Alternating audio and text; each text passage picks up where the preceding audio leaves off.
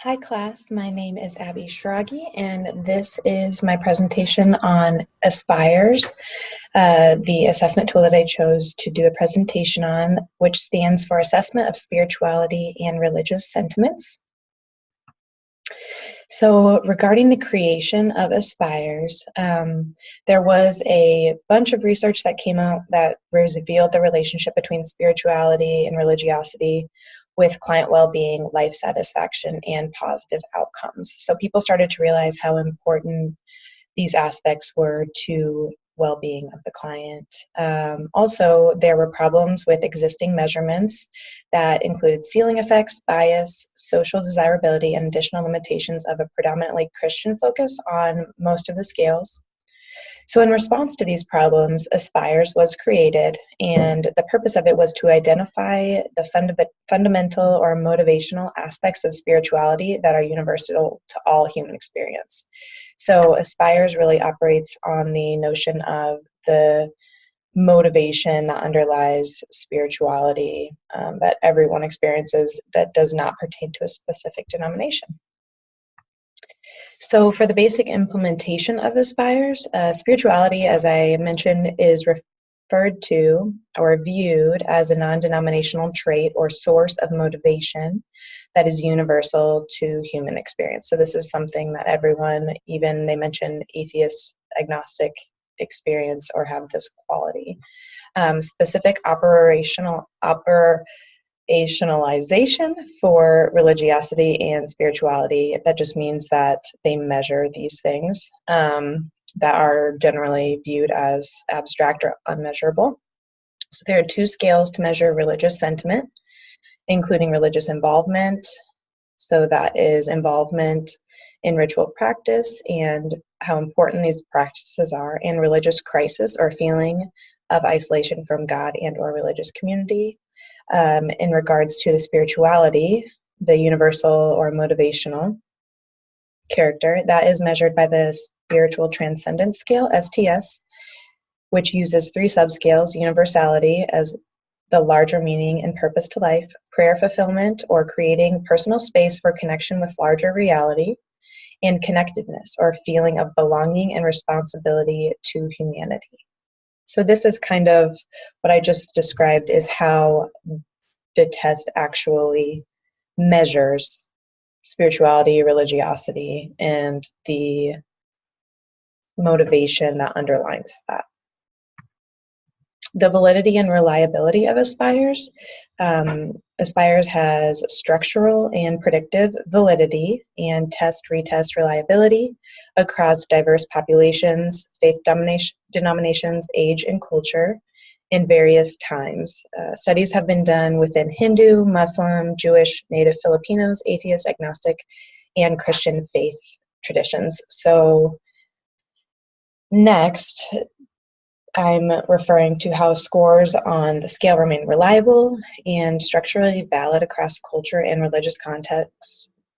Reveals that there's psychometric evidence for Aspires and its use, reliability, validity, and truth that it reveals. Appropriate populations, I kind of already touched on this. A lot of studies have been done, and it is appropriate cross-culturally, cross-denominationally, and even in atheist communities. Strengths and weaknesses of Aspires. So the strengths are obviously that it's universal. It's not just for one denomination or another.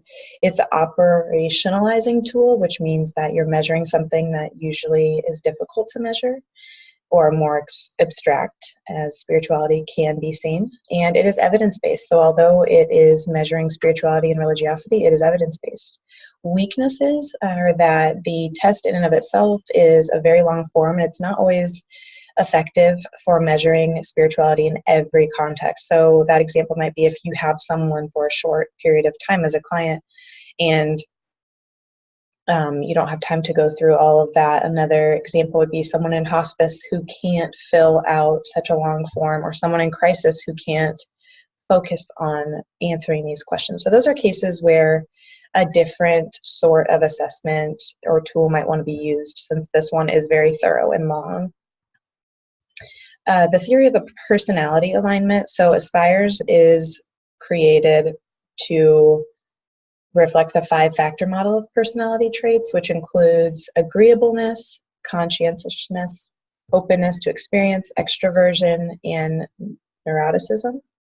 And then on the right-hand side there, you see kind of different characters of each of those aspects of personality trait. So that is the personality model that Aspires is built upon, that the creators of Aspires, it was their theoretical orientation, how they viewed personality.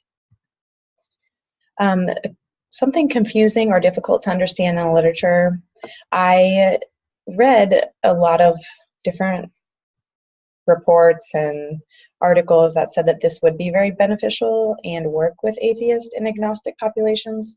However, when reading through the actual test, a lot of the questions regarding, ritualistic involvement and belonging and a greater sense of purpose, I guess I have a hard time understanding how those aren't very specific to people with a belief in God, specifically. So then for atheists who don't believe in God,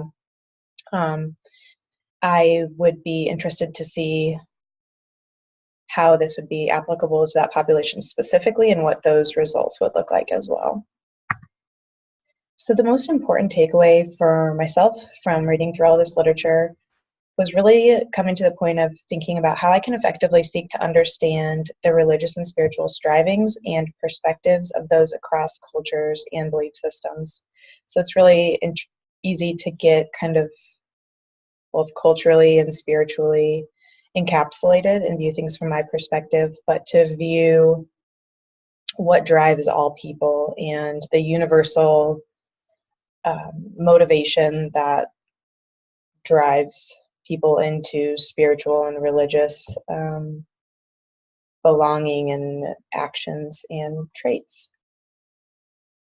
that do contribute to their well-being ultimately. And so that's the big point, is the connection between what Aspires measures and how this affects our clients' well-being.